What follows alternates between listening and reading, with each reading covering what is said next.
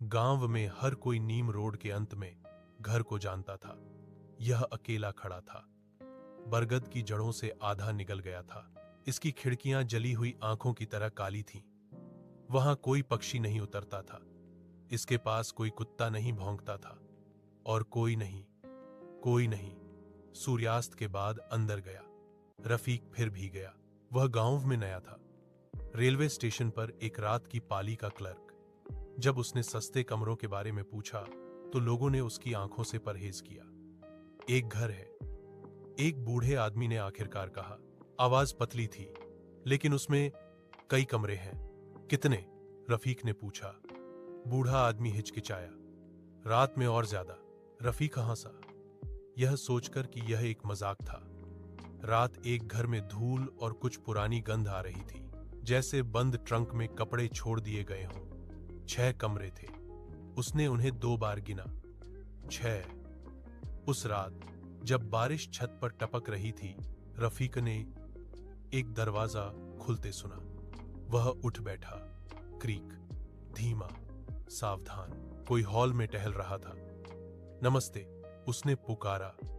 कोई जवाब नहीं। जब उसने सुबह जांच की तो 7 कमरे थे। गलियारे के अंत में एक नया दरवाजा खड़ा था। अंधेरा, संकरा। उसका हैंडल सर्दी के धातु की तरह ठंडा था।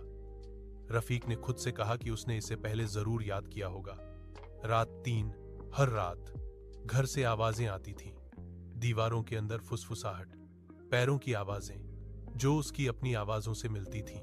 दरवाजों के पीछे सांसें जिन्हें उसने बंद कर दिया था।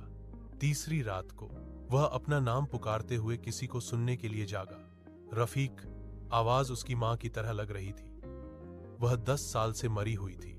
आवाज नए कमरे से आई। उसने दरवाजा नहीं खोला।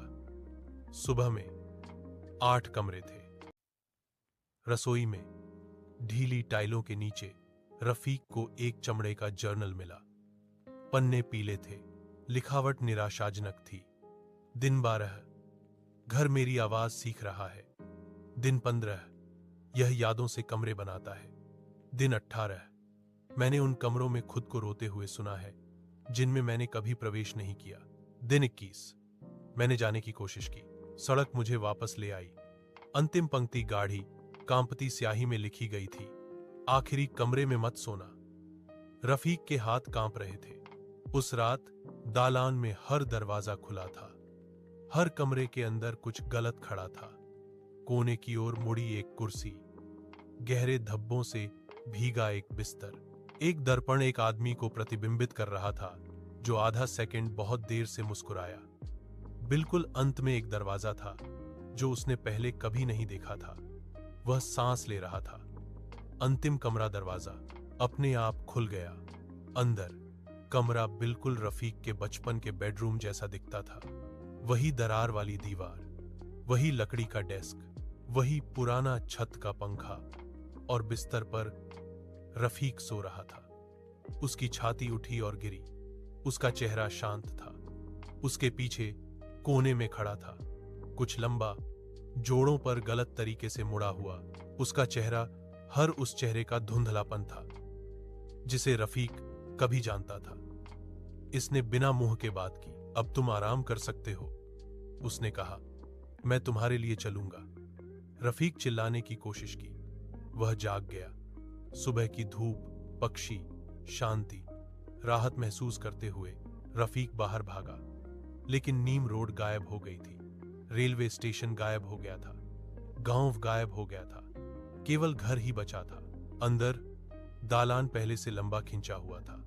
दर्जनों दरवाजे, और हर एक से एक आवाज धीरे से फुसफुसाई। रफीक, सबसे दूर के कमरे में किसी चीज ने अपना चेहरा लगाया और दुनिया में कदम रखा, और घर मुस्कुराया।